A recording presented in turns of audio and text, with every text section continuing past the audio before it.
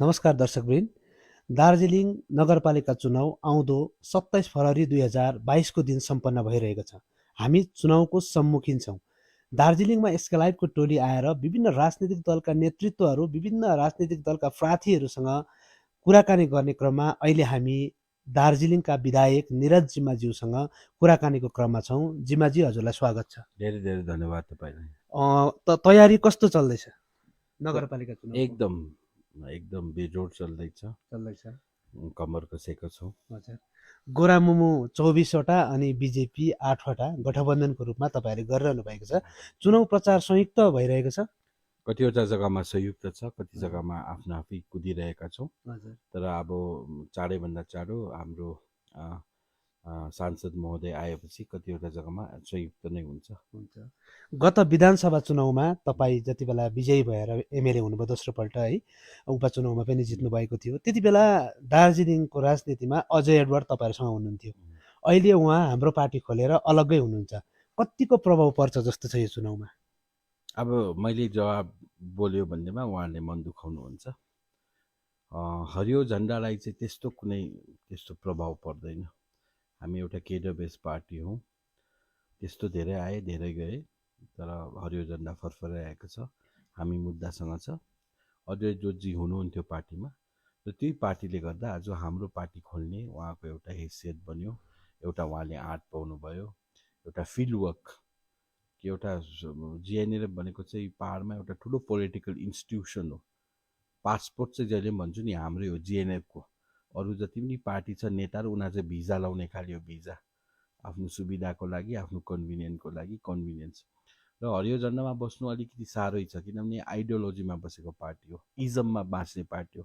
हाम्रोमा इजम छ, र इजम फलो गर्दा अलिक साह्रै पर्छ। र हामीलाई फरक पर्छ पर्दैन त्यो जरुरी छैन। उहाँलाई चाहिँ कतिको फरक पर्यो हरियो झन्डामा हुँदा र नहुँदा, उहाँलाई नै स्वयं त्यो अनुभव छ, अनुभूति छ, र अब यो समयमा देखिन्छ। दार्जिलिङ नगरपालिकामा प्रबल दावेदारको रूपमा अजय एडवर्डको पार्टीलाई हेरिरहेको हामीले फिडब्याकहरू पाइरहेको छौँ। तपाईँले कसरी हेर्नुहुन्छ यसलाई? अब फिडब्याक त अब त्यो सेलेक्टिभ मान्छेहरूलाई, एउटा भेस्टेडहरूलाई, र त्यो हुन्छ। तर को फ्याक्टर हो को होइन त्यो त जनताले बताउँछ। जनता नै फ्याक्टर हो, सबैभन्दा ठुलो जनता हो।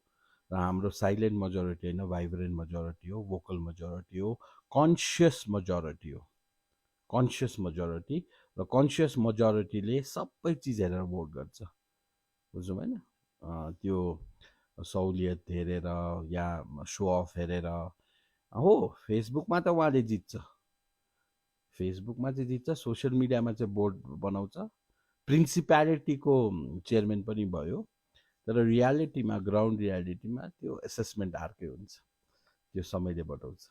भनेपछि तपाईँले भनिहाल्नुभयो एउटा आइडियोलोजीमा बाँचेको पार्टी जिएनएलले भन्नुभयो है। बिजेपीसँग तपाईँहरूको गठबन्धन छ। यो गठबन्धन धेरै अघिदेखिको हो है। र त्योभन्दा जानुभन्दा अगाडि अहिले अनित थापाको भारतीय गोर्खा प्रजातान्त्रिक मोर्चा पनि चुनावी मैदानमा छ। 32वटामा 32वटै दिएको छ। उता टिएमसी र विमल गुरुङ खेमाले पनि, गोर्खा जनमुक्ति मोर्चाले पनि गठबन्धन गरेको छ। यता तपाईँहरू पनि गठबन्धित हुनुहुन्छ। अनि अलिकति टफ फाइट देखिरहेको छौँ हामीले योपालि। कसरी हेर्नु भएको छ यसमा? योबाट निस्किनु गाह्रै नपर्ला जिएनएलएफ र बिजेपी गठबन्धनलाई? हामीलाई पर्दैन, किनभने हामी केवल 27 तारिकसम्म मात्र हाम्रो राजनीति होइन। हामी त बियोन्ड द्याट हो। हामी त मुद्दा बोकेको पार्टी हो। लाल कोठीलाई राल कोठी बनाएर हामीले ताकेको होइन नि त। हाम्रो राजनीति त 27 को बादमा पनि चल्नुपर्छ। गोर्खाको मुद्दालाई फतेह गर्ने कुन पार्टी छ? गोर्खाको मुद्दालाई कसले बोकेको छ? गोर्खाको अस्मितालाई कसले साँचेको छ? यो त केवल भारतीय जनता पार्टी, जिएनएलएफ र सिपिआरएम र केही हाम्रो घटकका दलहरूले। अरू त सबै ममता ब्यानर्जीपट्टि लागे, कलकत्तामुखी भए। हाम्रो राजनीति चाहिँ 27 तारिक अन्त हुँदैन, र जित र हारमा हाम्रो राजनीति डिसाइड हुँदैन। हामी म्युनिसिपालिटी, जिटिए, पञ्चायतको लागि जन्मेको पार्टी होइन। हामी मुद्दा फतेह गर्नुको लागि जन्मेको पार्टी हो। र जबसम्म मुद्दा फतेह हुँदैन, गोर्खाले यो भारत देशमा न्याय पाउँदैन, तबसम्म हाम्रो सङ्घर्ष जारी छ। तपाईँहरूको गठबन्धनको कुरा गर्नुभयो है। क्रामाक्पा, सुमेटीहरू पनि गठबन्धनमा छन्। तर गोरामुमु र बिजेपी माझ मात्रै क्यान्डिडेटको आवन्टन भयो नि। यो त हाम्रो परामर्श सल्लाह धेरै मिटिङहरू बापत यो भएको कुरो हो र हामी सम्पर्कमै थियौँ, कतिचोटि मिटिङ पनि भयो। त्यसपछि चाहिँ कामाकपाली इच्छा गरेन, उहाँले भन्यो तपाईँहरूले उठाउने यो पालि। प्रताप खातीजीको पनि यही ओपिनियन थियो। विकास दाजुलाई त स्वयं मैले फोन गरेको थिएँ, प्रताप खाती सरलाई मैले फोन गरेको थिएँ। सिपिआरएमका साथीहरूसँग चाहिँ स्वयं राजु विष्ट र हाम्रो कल्याण देवानजी डिस्ट्रिक्ट प्रेसिडेन्ट सम्पर्कमा हुनुहुन्थ्यो र उहाँले योपालि चुनाव नलड्ने उहाँहरूको इच्छा प्रकट गर्नुभयो। अब गोरानिमो दावा पाक्रिन्छसँग हाम्रो बात भएको र यसै कारण अब दार्जिलिङमा चाहिँ भारतीय जनता पार्टी र हामी मिलेर लड्यौँ। त्यो विषयमा तपाईँले स्पष्टीकरण दियो। अर्को मेन मुद्दा चाहिँ तपाईँले अघि मुद्दामा बाँचेको पार्टी भन्नुभयो है, र जुन प्रकारले राजु विष्टलाई विपुल मत दिएर पाहाडले जिताएर पठाएको छ है, र हाम्रो एमपी हुनुहुन्छ। गत पहिलो त्रिपक्षीय वार्तापछि त्रिपक्षीय वार्ताको ढोकै बन्द भएको जस्तो भइरहेको छ नि। तपाईँले भन्नुहुँदै थियो दोस्रो छिटै हुन्छ, हाम्रो मुद्दा अगाडि बढ्छ, 24 पनि सम्मुखीन छ। यसलाई कसरी हेर्नुहुन्छ? हेर्नुहोस्, एकखेप ढोका खोल्नु त साह्रो हो त, ढोका खोल्नु एकदमै साह्रो। त्रिपक्षीय वार्ता चाहिँ यहाँ किन सजिलो भयो भन्दामा साथीभाइले चाहिँ आन्दोलन गरेर मात्र त्रिपक्षीय वार्ता खोलिएको थियो नि त। सुभाष घिसिङज्यूको टाइममा 86को ठुलो आन्दोलनमा पनि डरलाग्दो आन्दोलन भयो, 1200 मान्छे मर्दा चाहिँ दिल्लीले ढोका खोल्यो है। अब 2017मा पनि त्यस्तै भयो, ढोका त खोलिँदै खोलिएन। अब 2007मा पनि एउटा आन्दोलन थियो, अब त्यति बेला अब के थियो कसो थियो, तर आन्दोलन हुँदा चाहिँ अब एउटा आन्दोलन भएर मात्र ढोका खोलिन्छ भन्ने थियो, लडाइँ भएर रेभोल्युसन भएर। तर यहाँनिर अब डिप्लोमेसीले एउटा एकदम राम्रो डिप्लोमेसीले हामीले दरवाजा खोल्यो। ट्राइपार्टाइट डायलग, बिजेपीको सङ्कल्प पत्र जो थियो नेसनल मेनिफेस्टोको कुरा गरेको, त्यो त केवल पार्टीको पोलिसी थियो नि त। बिजेपी इज कमिटेड भन्ने थियो नि त। BJP is commitment is now government of India is committed, Bharat सरकारको कमिटमेन्ट भयो। डायलग खोल्नु भनेको त मामुली कुरा होइन, भारत सरकारले टेकअप गर्यो इस्यु, बिजेपीको इस्यु भारत सरकारले इन्डोज गर्यो र डायलग खोल्यो, र डायलगमै हुन्छ कुनै पनि चिज, डायलग प्रोसेसले नै हुन्छ। अब हो second round of tripartite talks हुनु सकेको छैन, त्यो अब त्यसको लागि प्रयास त जारी छ, तर यस्तो पनि होइन कि केही काम पनि भएको छैन। सरकारी मेकानिजमहरू, सरकारी अथोरिटिजहरू त्यो काममा लागिराखेको छ, होमवर्क भइराखेको छ। अब त्यो टेबलमा बस्दा त त्यो प्रेजेन्टेसन हुन्छ नि, के छ प्रपोजल, के छ गभर्मेन्टले के सम्झेको छ, पश्चिम बङ्गालको तर्फबाट के सम्झेको छ, हामीले भन्ने भट्याउने कुरा टकटकाएर भनिदिएको छौँ। दिल्लीमा युनियन होम मिनिस्ट्रीमा टकटकाएरै कुरा गरिदिएको छौँ। अब दिल्लीले कलकत्ताको ओपिनियन सुन्छ, कलकत्ताले के भन्नु छ, गोर्खा समूहको त सुन्यो, गोर्खा डेलिगेसनको त सुन्यो। अब कलकत्ताले के पठाउँछ, होम सेक्रेटरी पठाउँछ कि पोलिटिकल लेभलमा उसको ठुलो मिनिस्टर पठाउँछ कि स्वयं ममताई आउँछ कि, कलकत्ताको सुन्योपछि हाम्रो सुनिसकेपछि दिल्लीले एउटा ओपिनियन दिन्छ। र त्रिपक्षीय वार्ताको लागि भारतीय जनता पार्टी, राजु विष्टजी र हामी घटक दलहरू एकदम कमिटेड छौँ, हामी प्रयासशील छौँ। र मैले भनेको छु मार्च महिनाभित्रमा चाहिँ हाम्रो यो पोलिटिकल डायलगको कमिटमेन्ट हुन्छ, र मार्च महिनाभित्र यस्तो सङ्केत छ कि चाँडोभन्दा चाँडो यो पोलिटिकल डायलगको लागि एउटा कल हुन्छ। यदि अहिलेसम्म 3 जना एमपी पठाइसकेको पाहाडले है बिजेपीलाई विश्वास गरेर गोर्खाहरूको दीर्घकालीन मुद्दा फत्तेको निम्ति तपाईँहरू त्यसमा लागि पर्नु भएको छ, हामीले देखिरहेको छौँ। तर अहिलेसम्म बिजेपीले वरका सिङ्कम पर नसारेको परिस्थिति छ नि, 11 जनजातिको मुद्दा पनि छिनाफाना भएको छैन है। कसरी हेर्नुहुन्छ यसलाई? 11 जातिको कुरा चाहिँ यस्तो हो कि 11 जातिको कुरा चाहिँ एट द स्टेज अफ डिलिबरेसन छ, पस्किनु मात्र बाँकी छ। आज हुन्छ भोलि हुन्छ त्यो भन्नु सक्दैन। It is at the stage of deliberation 11 जात गोष्ठीको। यसमा सिक्किम सरकार पनि एकदम प्रयासशील छ, उनीहरूको पनि माग हो, बङ्गालबाट हामीले पनि माग गरिरहेको छौँ, सबैको चाहना हो। यसो भनेको त धेरै भयो नि। होइन, अब धेरै हुन्छ, हामीलाई विश्वास गर्नुहोस् न। 3 वर्ष बिजेपीलाई जितायो, फर्स्टमा बिजेपीले सरकार बनाएन, जसवन्त सिंहलाई जब पठायो त्यति बेला युपिए गभर्मेन्ट थियो, एराको सिङ्का उता पनि सरेन। अर्को टाइममा आलुवाले ल्यायो, आलुवालेको टाइममा पनि केही पनि भएन, त्यसको दाइको हामी त होइनौँ, त्यति बेला हामी त अलायन्स थिएनौँ, त्यति बेला को अलायन्स थियो, के थियो, उनीहरू जिटिए चलाउनुमा मस्त थियो। जिटिए चलाउनुमा मस्त हुनेहरू जिटिएको चौकीमा बसेर त गोर्खाल्यान्ड माग्नु सक्दैन नि त, प्यारलली त हुनु सक्दैन, बङ्गालसँग मिल्नुपर्ने, दुईवटा नाउँमा खुट्टा टेकेर त हुँदैन।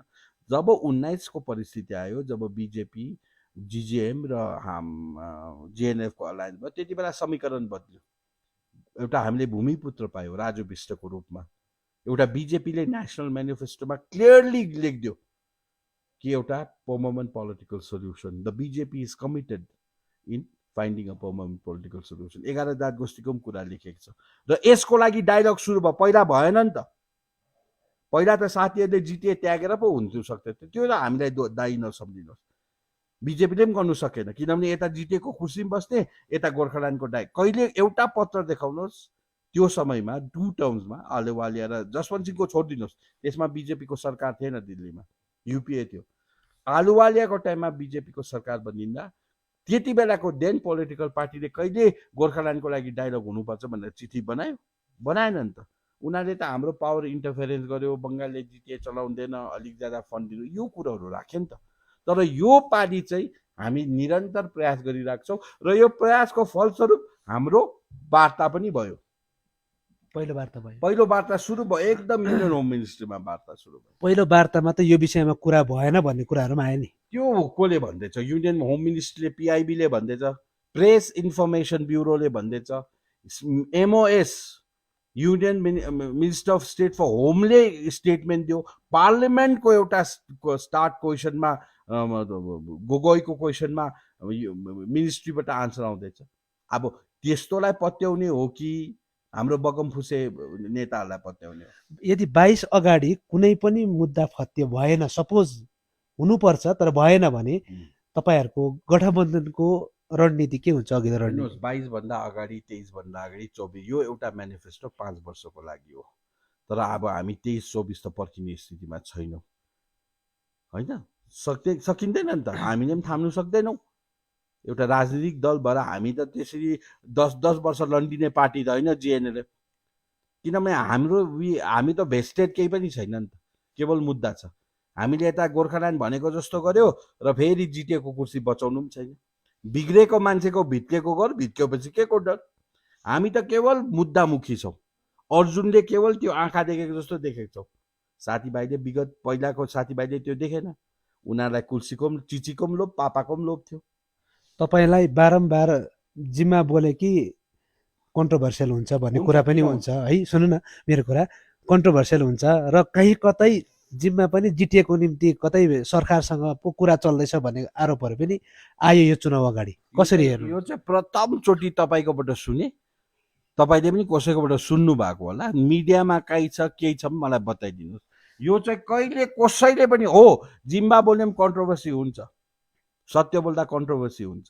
तपाईँले सत्य बोलेर कन्ट्रोभर्सियल भएको या कन्ट्रोभर्सियलै बनाउनु खोज्नु भएको? हेर्नुहोस्, राजनीतिमा कन्ट्रोभर्सी नभए त के कुरा बिक्री हुँदैन, होइन? सत्य अलिकति कन्ट्रोभर्सियल त बनाउनै पर्छ, तब पो एट्र्याक्सन हुन्छ त मान्छेको, तब पो सबैले हेर्छ त। साधारण बोल्ने नेताहरू त विलुप्त भएर गयो नि। बोलाइमा त दम हुनु पऱ्यो, अलिक कन्ट्रोभर्सी क्रिएट गर्नुभयो, तब दिल्लीले पनि कान खोल्छ, कलकत्ताले पनि कान खोल्छ। मेरो अब्जेक्टिभ त त्यो हो, दिल्लीले पनि कान खोलोस्। मौरी किन खायो जिम्बाले? मौरी मुद्दा पनि छ, त्यसमा आउँछु। किन खायो? किन खायो? खाएको त होइन, मुखमा हालेको। तर दिल्लीले पनि कान खोल्यो। दिल्ली, लद्दाख, इन्डियाको कन्याकुमारीसम्म त्यो भाइरल भएर गयो, जिम्बाको चिन्यो, होइन? मुद्दा के रहेछ, ट्राइबलले के गर्दो रहेछ। त्यसले मुद्दालाई फाइदा कसरी दियो? दिन्छ, त्यो तपाईँहरूले बुझ्नु हुँदैन, बुझाउनु पनि हुँदैन। दिन्छ, दिइराखेको छ। मुद्दालाई फाइदा पुगिरहेछ एकदमै। यसको प्रतिफल हामी 24 भन्दा अगाडि देख्न सक्छौँ। एकदमै, it is a part of it, not the whole of it but a part of it. यो नगरपालिका चुनावमा चाहिँ तपाईँहरूको मुद्दा चाहिँ के रहन्छ? यो गठबन्धनको, बिजेपी र जिएनएलएफ गठबन्धन, बङ्गाल गोर्खा बनाम बङ्गालै रहन्छ। गोर्खा बनाम बङ्गाल म्युनिसिपालिटी चुनाव त राज्यसँग भर पर्ने कुरा हो, बुनियादी समस्याहरूको निम्ति हो। त्यसमा गोर्खा बनाम बङ्गालको प्रश्न साह्रै आउँछ जस्तो लागेन? ट्रक ड्राइभर एसोसिएसनको उयो छ भने गोर्खा बनाम बङ्गाल हुनुपर्छ। यहाँ दुश्मन भयो नि त। बङ्गालको अब मैले भनिसकेको छु त, बङ्गालको रालेहरू, बङ्गालको खेतालाहरू जन्मे नि त। घरैभित्र शत्रु होला, सावधान भनेर गयो भनेको छ नि। अब घरैभित्र शत्रु भयो नि त। यो घरको शत्रुलाई त तुराउनु पर्छ, विभीषणलाई त शेष गर्नुपर्छ, नभए मुद्दा अगाडि बढ्दैन। सबैले न्याय पायो, गोर्खाले किन न्याय पाएन? किनभने हाम्रोमा मिर्जाफर, विभीषणहरू ज्यादा छ, बुझ्नु भएन? लद्दाखले न्याय पायो, के भन्छ। र यस्तै छ कुरोहरू। 19 देखि यता 17 देखि यता एमपी इलेक्सन, त्यसपछि एमएलए बाई इलेक्सन तपाईँले जित्नुभयो, त्यसपछि फेरि 21 मा गएर एमएलए इलेक्सन, 22 मा गएर एमएलए इलेक्सन भयो होइन। र यो एमएलए इलेक्सनसम्म तपाईँहरूको मुद्दा जुन छ त्यो मुद्दालाई हेरेर जिम्मालाई पनि, बजगाईलाई पनि होइन, राजु विष्टलाई पनि जनताले भोट दिएको। तर नगरपालिका चुनाव अघिसम्म आउँदा केन्द्रबाट कुनै प्रकारको समाधान भएन नि। अनि यो नगरपालिका चुनावमा तपाईँहरूलाई जनताले विश्वास गर्छन् भन्ने कुरा आश्वस्त हुनुहुन्छ? हेर्नुहोस्, नगरपालिका चुनावलाई केन्द्रित गरेर केन्द्र सरकारबाट केही माग्ने मूर्खता हो, बुझ्नु भएन? नगरपालिका चुनाव जिताउनु आश्वासन धेरै दिनु सक्थ्यो दिल्लीले, त्यो झुटो आश्वासनमा हामी राजनीति गर्न चाहँदैनौँ। म्युनिसिपालिटीको इलेक्सन आउँछ जान्छ, म्युनिसिपालिटीमा बस्छ मान्छे, तर त्यसले त मुद्दा फते हुँदैन। हाम्रो दार्जिलिङ बनाउनु पऱ्यो नि त, राम्रो दार्जिलिङ भन्दा। साथीभाइहरू राम्रो दार्जिलिङलाई उनीहरूले एउटा टुरिज्म स्पट सम्झेको छ, ममता ब्यानर्जीको प्राइभेट प्रपर्टी सम्झेको छ। र यिनीहरू 4-5जनाको टोली चाहिँ हामी चाहिँ ममताको एकदम एमडी गर्ने है, 20% कमिसनमा काम गर्ने, यिनीहरू यही हो। हामीले चाहिँ हाम्रो दार्जिलिङ बनाउनु पर्छ। आज दार्जिलिङको राम्रो हुन्छ, म्युनिसिपालिटीले झोडा नाला बनाउँछ, ठुल्ठुलो के बनाउँछ, कसको दार्जिलिङ डेभलप भयो? बङ्गालको दार्जिलिङ डेभलप भयो, गोर्खाको दार्जिलिङ डेभलप भएन होइन। बङ्गालको त्यस्तै डेभलप गर्नुमा त मुख्यमन्त्रीले गर्नु नसकेको, 100 खेप 200 खेप आयो, 200वटा समस्या दिएर गयो मुख्यमन्त्रीले।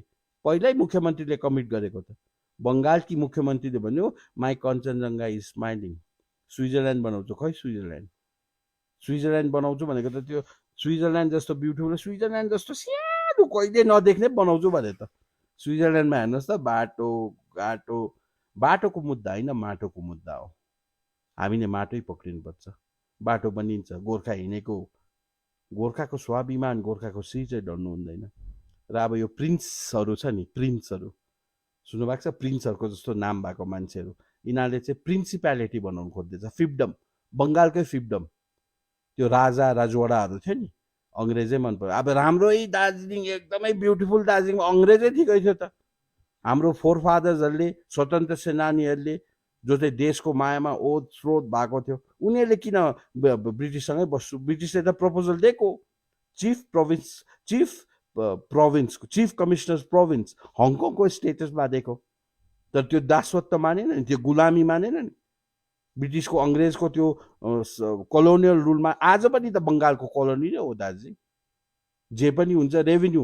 अब साथीभाइले टुरिज्मबाट 1000 एउटा टुरिस्टको लिन्छु भन्छ, बेङ्गल म्युनिसिपल एक्ट पढेको छैन, सेक्सन 97 पढेको छैन है। टुरिस्टलाई लेभी गर्ने ट्याक्स चाहिँ 3 रुपियाँ भन्दा ज्यादा हुँदैन भनेको छ। त्यो आधा कल्ची आधा मङ्गजीहरूले पढेर हुन्छ बेङ्गल म्युनिसिपल एक्ट। तपाईँ एकजना दार्जिलिङको गोर्खा एमएलए, गोर्खा विधायक है, तपाईँले बिजेपी गोरामुमो गठबन्धनबाट लगातार 2पल्ट जित्नुभयो, मैले बारम्बार भनिरहेको छु है। र जुन तपाईँले एउटा कोलोनी बनाइरहेको छ, बङ्गालले दासस्थ स्वीकारिरहेको छ भन्ने कुरा गर्नुहोस् है, बङ्गाल विधानसभामा यो बारे किन आवाज उठाउनुहुन्न? हेर्नुहोस्, अब बङ्गाल विधानसभामा मैले आवाजहरू उठाउँदा मार्सलहरूले मलाई निकालेको, 7जना मार्सलले पक्रेर, हनुमानलाई रावणले पक्रेर निकालेको जस्तो क्या, त्यस्तो गरेकै हो। म प्रयासशील छु, बताइराखेको छु, केही पनि मिल्दैन हाम्रो। पिपिएसमा बताएको छु, होम मिनिस्ट्रीमा उभिएर कराएर चिच्चाएर बोलिरहेको छु त, भनिरहेको छु। मैले आफ्नो धर्म पुरा गरिरहेको छु, चुनाव अगाडि एउटा कमिटमेन्ट पनि तपाईँहरूले गर्नुभएको थियो है, बिजेपीबाट तपाईँहरू उठ्नु भएको थियो, गोर्खाल्यान्डको मुद्दा तपाईँहरूको अगाडि थियो, अहिले पनि तपाईँले भनिरहनु भएको छ है। त्यति बेला चाहिँ यदि बङ्गालले न्याय दिन नसक्यो, भोलिको दिनमा गोर्खाल्यान्डको निम्ति विधायक पद त्याग्नु परे पनि हामी त्याग्न तयार छौँ भन्ने स्टेटमेन्ट पनि तपाईँहरूबाट आएको थियो है। त्यो स्टेटमेन्टमा म कमिटेड छु, आई एम स्टिल कमिटेड। भोलिको दिनमा त्यो समय आयो भने तपाईँ अवश्य त्यो गर्नुहुन्छ? एकदम आँखा चिम गरेर, हाम्रो कमिटमेन्ट हो। तर जिम्माज्यू, एउटा कुरा स्पष्ट छ नि, जसरी तेलङ्गाना राज्य गठन भयो, आन्ध्र प्रदेशको कुनै प्रकारको कन्सर्नै नलिकन भयो है। अब अहिले त राज्यसभा र लोकसभामा बिजेपीको पर्याप्त छन्, हाम्रो पनि बिजेपी छन् यहाँबाट है, र तपाईँहरू पनि हुनुहुन्छ। र यो समयमा बिजेपीले अलिकति दार्जिलिङलाई खेलाची गरेको जस्तो बुझिँदैछ नि। बङ्गालको त कुनै कन्सर्न नहुनुपर्ने केही नयाँ कुरा हुनुको निम्ति। हेर्नुहोस्, एउटा condition president, Bharatiya Janata party त कङ्ग्रेसको कुरो हो, तर भारतीय जनता पार्टीले एउटा condition president without which not एउटा राखेको छ हो। कङ्ग्रेसको पालामा पनि एनडिएले सपोर्ट गरेको थियो नि तेलङ्गानालाई। त्यो त्यसको केस स्टडी अलग्गै हो। तेलङ्गानाको केस स्टडी अर्कै हो, हाम्रो केस स्टडी अर्कै हो। जियो पोलिटिक्स हेर्नुहोस्, तेलङ्गानाको 119 जना एमएलए, मोर देन 19 एमपिज, हाम्रो आधा एमपी, 3 जना एमएलए। केस स्टडी डिफ्रेन्ट हो। हिस्टोरिकली गयो भने त्यो मिल्दैन। डेमोग्राफिकली उनीहरू कसरी लोकेटेड छ, त्यो सब कुराहरू मानिन्छ। हाम्रो केस स्टडी कश्मीरसँग गर्छ, हाम्रो केस स्टडी आसामसँग गर्छ, हाम्रो स्टडी केस तेलङ्गानासँग गर्छ। तर बिजेपीको एउटा कन्टिजेन्ट प्रेसिडेन्ट छ कि एउटा स्टेटको कन्सेन्ट चाहिँ चाहिन्छ। स्टेट हुनु त संविधानले दिँदैन, संविधानमा छ डाइरेक्ट बनाउनु सक्ने प्रोभिजनहरू छ, त्यो भए पनि भइराखेको पनि छ, तर बिजेपीले गरेको छैन। बिजेपीले त्यस्तो कहीँ गरेको छैन। कश्मीरको इस्यु अलग्गै हो, कश्मीरमा प्रेसिडेन्ट्स रुल थियो, यहाँनिर फुल्ली इलेक्टेड गभर्मेन्ट छ, फुल्ली इलेक्टेड मेजोरिटी गभर्मेन्ट छ, जसले गोर्खाल्यान्ड भन्ने बित्तिकै कान पक्रिन्छ, कान बन्द गर्छ, हाम्रो मान्छेलाई गोली ठोक्छ। 12 जनालाई गोली ठोकेको तपाईँलाई आज पनि जलजलको छ। अब डिप्लोमेटिकली गर्नुपर्छ। त्यो गोली ठोक्नुमा पनि कहीँ कतै केन्द्र पनि दायी छ नि, सेन्ट्रल फोर्स पठाउनु त केन्द्रै हो। यदि केन्द्रले डाइरेक्ट हस्तक्षेप गरेर केही गर्नु सक्थेन, अब त्यो त हाम्रो अज्ञानता हो। That is lack of our knowledge, understanding of the procedure of paramilitary, Indian constitution, सङ्घीय ढाँचा, फेडरल पोलिटी। स्टेटकोमा अलरेडी रिजर्भ सेन्ट्रल फोर्स हुन्छ, त्यो पठाउनै पर्छ। एउटा ल एन्ड अर्डरको सिचुएसन देखाएपछि उसले केन्द्रले पठाउनै पर्छ। तर 105 दिन आन्दोलन हुँदा पनि केन्द्रले कुनै हस्तक्षेप नगर्नु त त्यो नेतृत्व दायी, हामी दायी, त्यो नेतृत्व दायी हो। त्यो हाम्रो एउटा आन्दोलन गर्दा एउटा लथालिङ्गै पार्ने एउटा आन्दोलन पनि एउटा ब्लुप्रिन्टमा गरिन्छ। फेरि तपाईँलाई नै त्यो चिठी लेख्ने 20 पुरुषको संज्ञा पनि दिन्छन् नि, त्यसमा तपाईँ स्वयं दायी हो। हेर्नुहोस्, हामी दुई खेप युनियन होम मिनिस्टरसँग बसेको। जिएमसिसीको नेतृत्व त्यति बेला कल्याण देवानजीले गर्नुहुँदै थियो। कल्याण देवानजी स्वयं दुईचोटि होम मिनिस्टरमा बस्नु भएको, हामी पनि थियौँ, हाम्रो पार्टीको प्रतिनिधि थियो। Home minister Rajnath Singh was helpless. बाहिर मिडियामा मैले भने Rajnath Singhji is not only helpless, he is also hopeless. Because उहाँले भन्नुभयो, बारम्बार स्पष्ट रूपमा भन्नुभएको छ, स्पष्ट रूपमा भन्नुभएको छ कि स्टेट बिना म डायलग गर्नु सक्दिनँ। तपाईँहरू स्टेटसँग मिलेर आउनुपर्छ, स्टेटलाई भन्नुपर्छ। जब स्टेटले ल्याउँछ तब मात्र यहाँ डायलग हुन्छ। सुभाष घिसिङज्यूको आन्दोलनमा पनि त्यति बेलाको देन वामफ्रन्ट सरकारले नै ट्राइपार्टेट डायलगको लागि दिल्ली लगेको। गोजा मोमोको 2007 को सो कल्ड आन्दोलनमा पनि स्टेटले हात पक्रेर उनीहरूलाई दिल्ली पुऱ्याएको। 2017 मा त्यो केही उनीहरूको त्यो भएन र त्यति बेला हामी बाध्य भयो।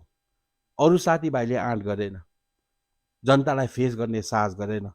उनीहरू त 105 दिन 20 दिन भयो भने त प्रेसिडेन्ट रुल लाग्छ भन्ने अब बुझ्नु भएन। 8 क्लास पढेको 4 क्लास पढेको नेतृत्वसँग काम गर्दा यस्तो हुन्छ। 140 दिन स्ट्राइक भयो भने चाहिँ प्रेसिडेन्ट रुल लाग्छ भनेर त्यो पर्खिरह्यो। उनीहरूलाई थाहै छैन प्रोसिजर। अनपढ नेताहरूलाई, इङ्ग्लिस बोल्ने अनपढहरू, अब पहिला विमल गुरुङको नेपाली भर्जन थियो, अहिले इङ्ग्लिस भर्जनको नेताहरू छ, 4x2हरू, बुझ्नु भएन, 4x2 8हरू, अब नाम नतोकौँ। यस्तोहरूलाई हामीले दाइ दिँदा चाहिँ यो डामाडोल भएको। र त्यति बेला हामी कम्पेल्ड भयौँ, किनभने होम मिनिस्टरले क्लियर भनेको छ, त्यसको त प्रिन्टमा पनि छ, राजनाथ सिंहको टेलिग्राफमा, स्टेट्समनमा, टाइम्स अफ इन्डियामा, लोकल भर्नाकुलर डेलिजमा, कि home minister asks GMCC to talk with the state government भनेर। त्यति बेला कसले आँट गर्ने, बिरालुलाई कसले घन्टी लाउने? जिएनएलएफकोमा चाहिँ त्यो दक्षता थियो, ममता ब्यानर्जीको गलामा घन्टी हाल्ने। हामीले यति भनेको थियौँ कि तपाईँले चाहिँ हस्तक्षेप गरेर चाहिँ केन्द्रसँग चाहिँ एउटा डायलग सुरु गर्नुहोस् भन्ने। त्यति बेला मानेन। फेरि हाम्रो साथीहरू बिक्री भइसकेको रहेछ। जिटिएको फाइल बोकेर जाने को हामी हो? गोमन साँप हो। फेरि तपाईँ जिटिएको फाइल बोकेर जाने गोमन साँप हो। गोमन साँप भन्ने पनि एउटा नयाँ आइरहेको छ है पहाडको राजनीतिमा। सुन्न, फेरि एउटा कुरा के छ भने केवल गोर्खाकै मुद्दामा मात्रै केन्द्रले किन स्टेटलाई इन्भल्भ गर्छ? जस्तै अरूको त गर्दैन। जस्तै त्यो समयमा पनि है हजुर राज्यबाट नै आउनुपर्छ, हजुर राज्यबाटै आउनुपर्छ भन्ने जुन 105 दिने आन्दोलन भयो है, तपाईँले अघि भनिहाल्नुभयो। त्यति बेला अरूको त त्यस्तो हुँदैन। अरू एक्जाम्पल दिनुहोस् उदाहरण। मैले भने तेलङ्गानाको त तेलङ्गानाको अर्कै केस होइन, स्टडी त्यो हो। त तपाईँले जुन भन्नुभयो तेलङ्गानाको अर्कै केस स्टडी हो। होइन यो गयो भने धेरै चर्चा परिचर्चा हुन्छ। तेलङ्गाना भनेर हाम्रो केस मिल्दैन।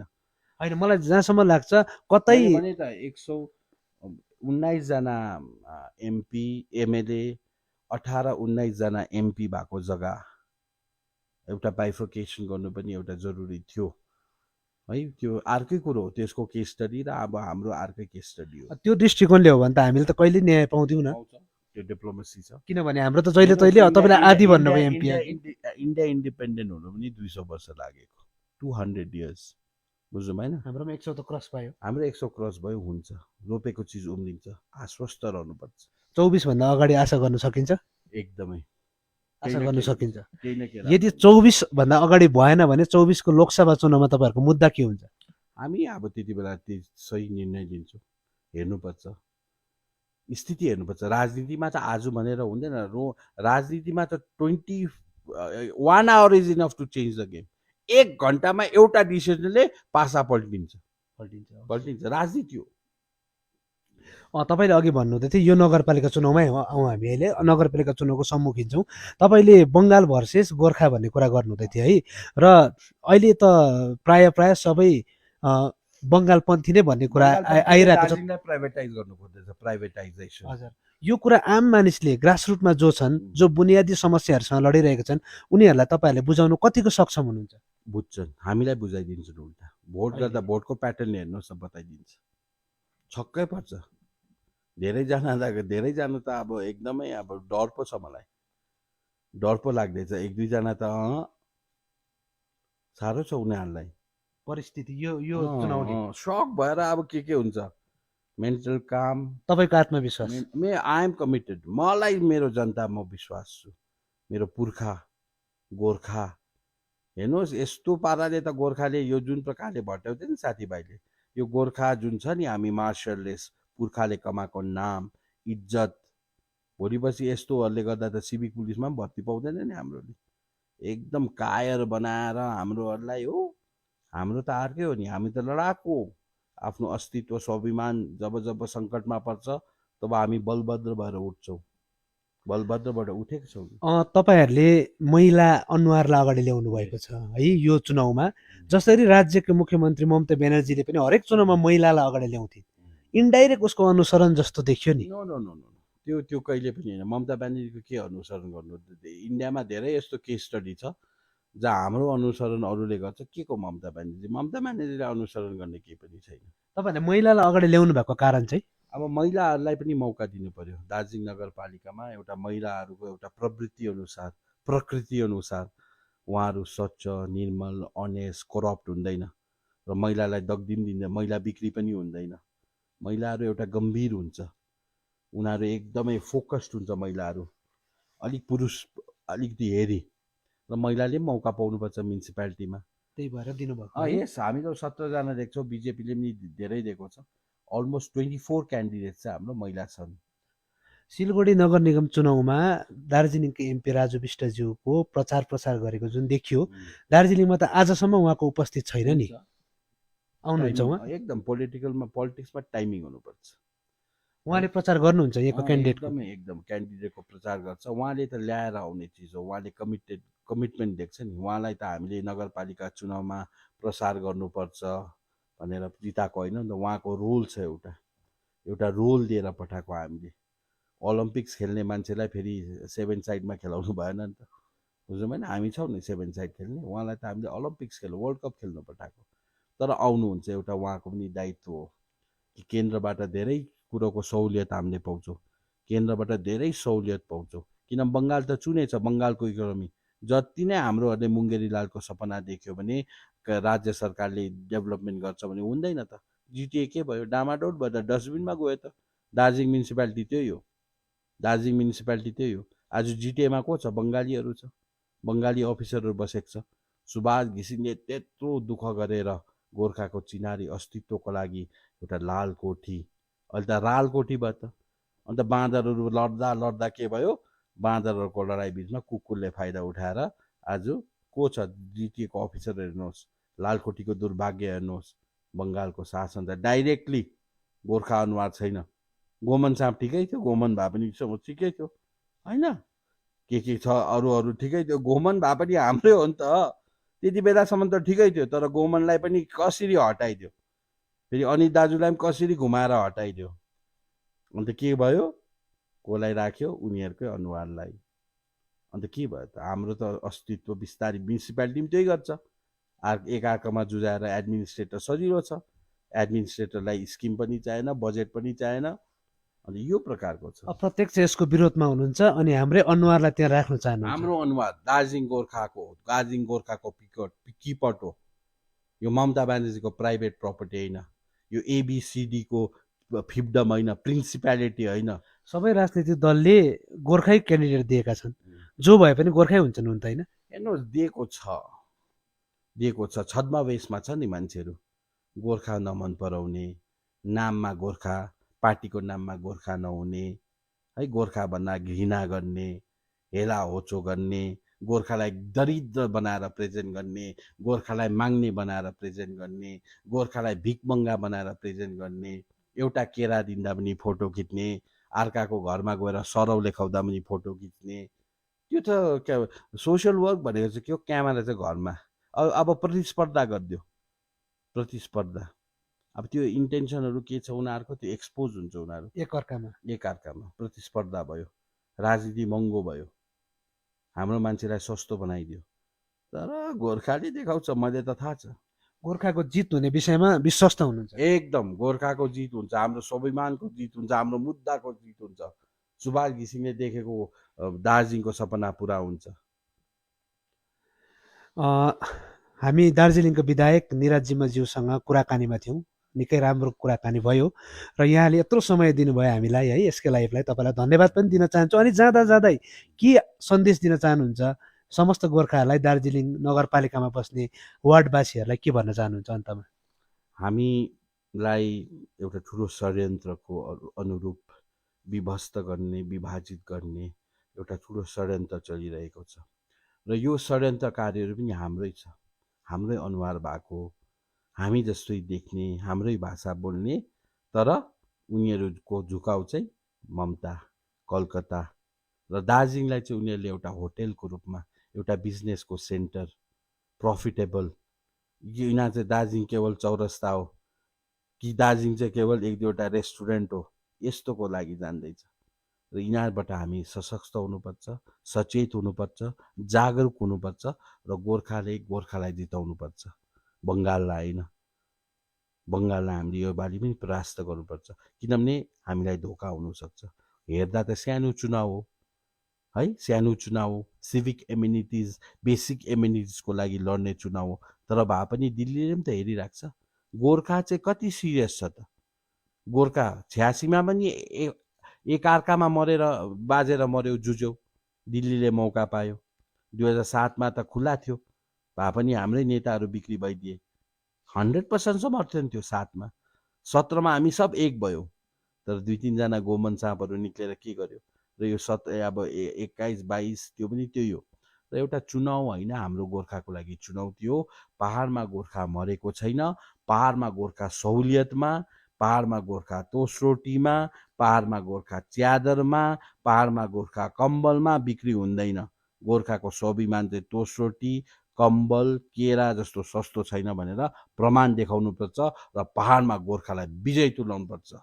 यही आह्वान गर्न चाहनुहुन्छ? जिम्बाज्यू, तपाईँलाई धेरै धेरै धन्यवाद, हामीलाई यस्तो बहुमूल्य समय दिनुभयो, एकदमै धन्यवाद। र यसका लाइभको समस्त श्रोताहरू, दर्शकहरूको निम्ति अहिले हामीले दार्जिलिङ विधायक निरज जिम्बाज्यूसँगको कुराकानी गर्दैथ्यौँ। फेरि पनि हामी यो दार्जिलिङ नगरपालिका चुनाव विषयमा विभिन्न राजनैतिक दलका नेतृत्वहरू, विभिन्न राजनैतिक दलका क्यान्डिडेटहरूलाई लिएर उपस्थित हुनेछौँ। अहिलेलाई बिदा दिनुहोस्, धन्यवाद, नमस्कार। आपका भरोसेमंद चैनल एएसके लाइव न्यूज अब दिखेगा नए रंग रूप और नए अंदाज के साथ।